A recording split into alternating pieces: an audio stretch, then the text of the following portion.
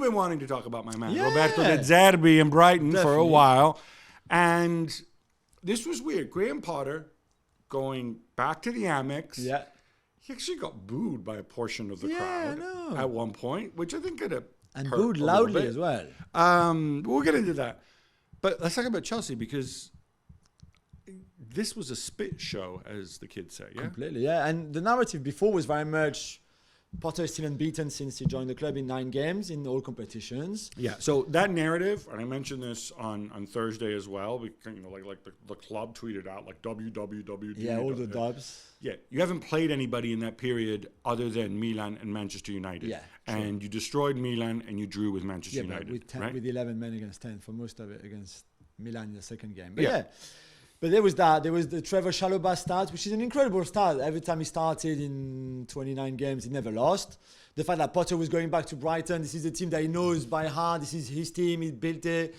Basically, Chelsea fans think like, we can't lose this game. It's not possible. And then they get a shocker. I think the team selection was wrong.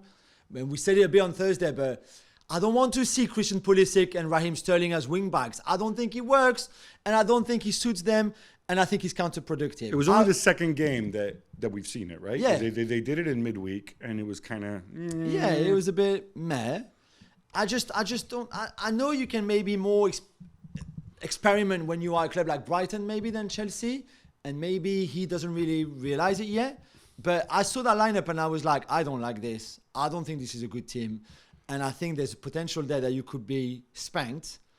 I still think that the way they started the game was completely wrong, and that's not just on Potter's, but the team selection for me was already the mistake. We saw some defensive errors too in that back three. Was that down to the wing backs, or is it down to individuals? Well, the thing with the wing backs that I don't understand, I know what they can bring you going forward, of course, Sterling and Pulisic. Right.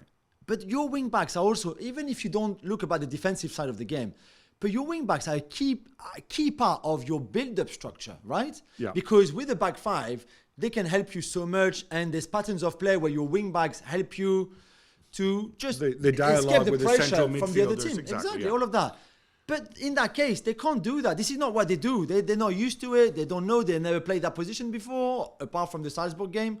So this is not what they do. So I was like very surprised, and I think again completely counterproductive in a game like this, away at Brighton, when you know Brighton are going to press you high, and basically you played into Brighton's hand. It felt.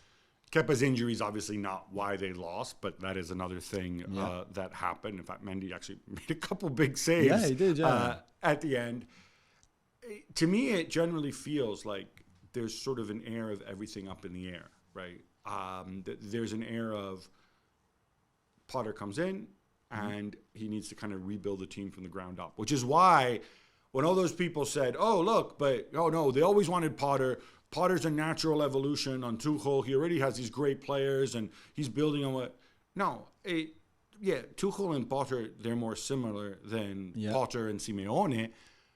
But the concepts are actually, many of the concepts I think are very, very different. And it's not just, but that line when, I think it was when they had a game here, when Potter was Thomas Frank asked Potter, why do you change your team so much? And he says, well, our concepts are all the same, but we need to find the right mix to apply them. I think that's the correct approach. I think that's genuinely how Potter views football. It's about concepts more than formation and personnel.